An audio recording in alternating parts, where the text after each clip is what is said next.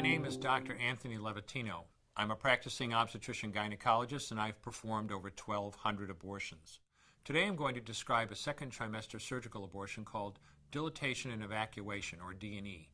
A D&E is performed between 13 and 24 weeks of pregnancy. After administering anesthesia, the abortionist uses a weighted speculum, like this one, that opens the vagina widely. Because second trimester babies are so large, this greater access facilitates a late-term abortion. Late-term abortion requires that the cervix be prepared 24 to 48 hours in advance with laminaria. Laminaria is a type of sterilized seaweed that absorbs water over 8 to 12 hours and swells to several times its original diameter. Once removed, metal dilators can be used to further open the cervix as needed. Once the cervix has been stretched open, the suction tube is placed inside. A baby at 20 weeks gestation is as big as the length of my hand, from head to rump, not counting the legs. The suction machine is turned on, and pale yellow amniotic fluid surrounding the baby is suctioned out through the catheters. With babies this big, they don't fit through catheters this size. The baby's bones and skull are too strong to be torn apart by suction alone. This is a Sofer clamp. A Sofer clamp is made of stainless steel. It's about 13 inches long. The business end is about 2.5 inches long and a 1/2 inch wide, and there are rows of sharp teeth. This is a grasping instrument. When it gets a hold of something, it does not let go. The abortionist uses this clamp to grasp an arm or leg. Once he has a firm grip, the abortionist pulls hard in order to tear the limb from the baby's body.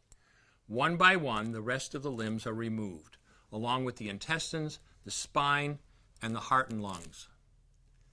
Usually the most difficult part of the procedure is extracting the baby's head, which is about the size of a large plum at 20 weeks. The head is grasped and crushed. The abortionist knows he has crushed the skull when a white substance comes out of the cervix. This was the baby's brains. The abortionist then removes skull pieces.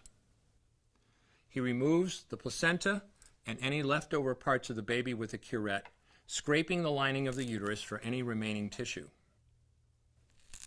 The abortionist then collects the baby parts and reassembles them to make sure that there are 2 arms, 2 legs, and all the pieces.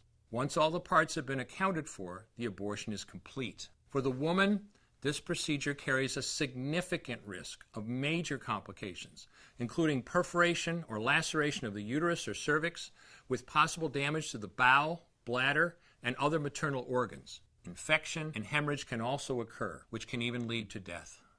Future pregnancies are also at greater risk for loss or premature delivery due to abortion-related trauma and injury to the cervix. As I mentioned at the beginning, I'm Dr. Anthony Levatino, and in the early part of my career as an OBGYN, I performed over 1,200 abortions.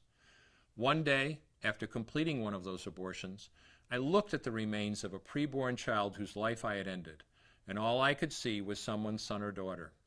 I came to realize that killing a baby at any stage of pregnancy for any reason is wrong. I want you to know today, no matter where you're at or what you've done, you can change. Make a decision today to protect the preborn. Thank you for your time.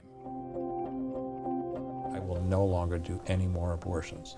When you finally figure out that killing a baby that big for money is wrong, that it doesn't take you too long to figure out it doesn't matter if the baby is this big or this big or this big or maybe even this big, it's all the same.